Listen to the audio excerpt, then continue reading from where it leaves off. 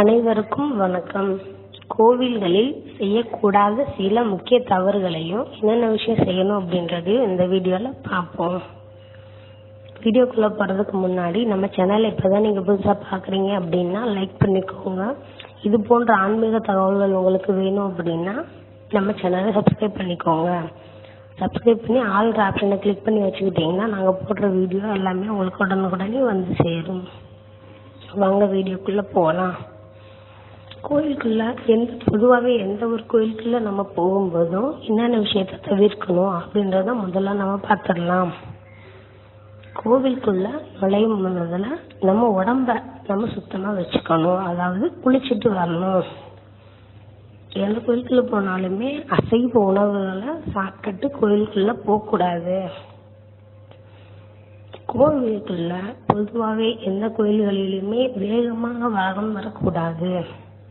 அதனால நம்ம வேகமாக சுற்றி வரக்கூடாது. ஏன்னா சாமியை பிரார்த்தனை பண்ணிட்டு நம்ம மெதுவாக தான் வரணும். புகைப்பிடிக்க கூடாது. பொதுவாக புண்ணிய ஸ்தலங்களில் நம்ம பீடி கொடுத்து அசுத்தமாக்க கூடாது. கோவில்களில் சத்தமாக பேசக்கூடாது.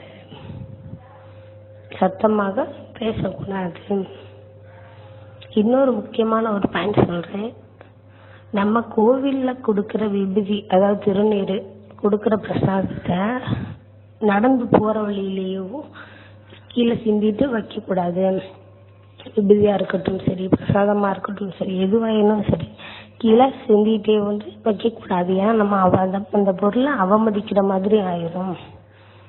கோவில்களில் போன் பேசக்கூடாது. ஏன்னா தொலைபேசி பயன்படுத்தும் போது நம்ம நிறைய பேருக்கு இடையூறா இருக்கும். சாமி நிவேதனம் காட்டும் போது நம்ம பார்க்க கூடாது.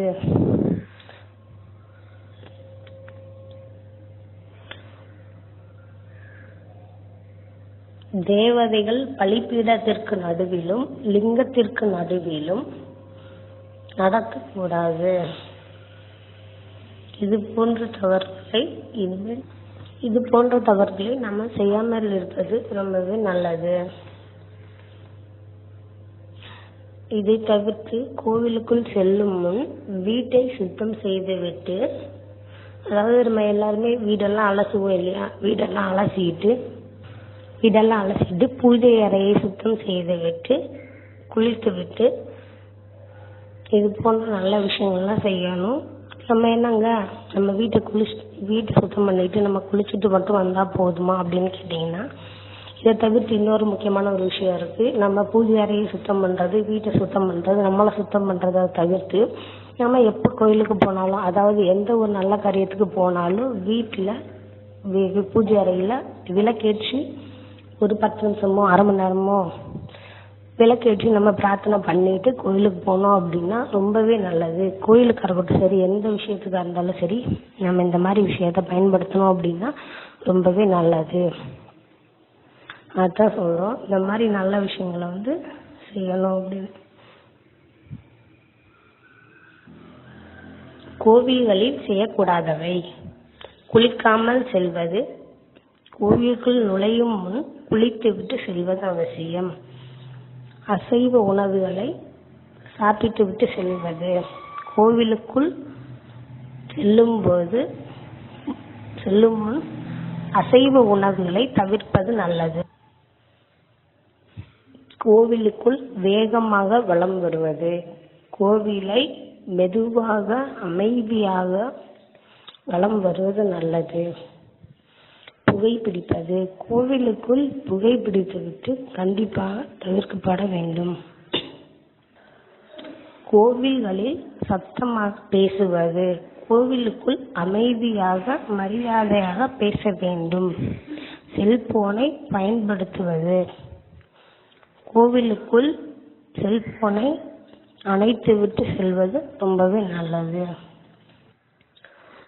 சுவாமி நிவேதனம் செய்யும் போது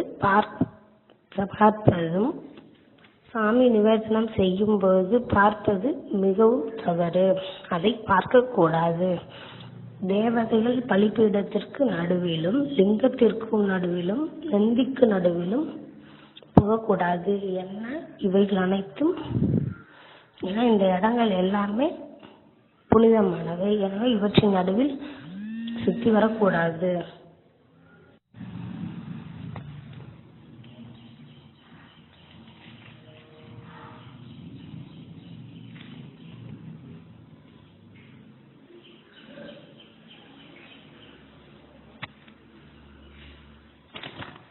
கோவிலுக்குள் செல்லும் முன் செய்ய வேண்டிய விஷயங்களை பற்றி இப்போ நம்ம பார்க்க போகிறோம். வீட்டை சுத்தம் செய்வது. பொதுவாக எல்லா பேருமே வீட்டை சுத்தம் பண்ணிட்டு தான் கோவிலுக்கு போவாங்க. கோவிலுக்கு செல்வதற்கு முன் வீட்டை சுத்தம் செய்வது நல்லது. பூஜை அறையை சுத்தம் செய்வது நல்லது. பூஜை அறையை சுத்தம் செய்துவிட்டு பூஜை அறையில் விளக்கேற்றிவிட்டு கோவிலுக்கு செல்வது நல்லது. குளித்துவிட்டு செல்வது.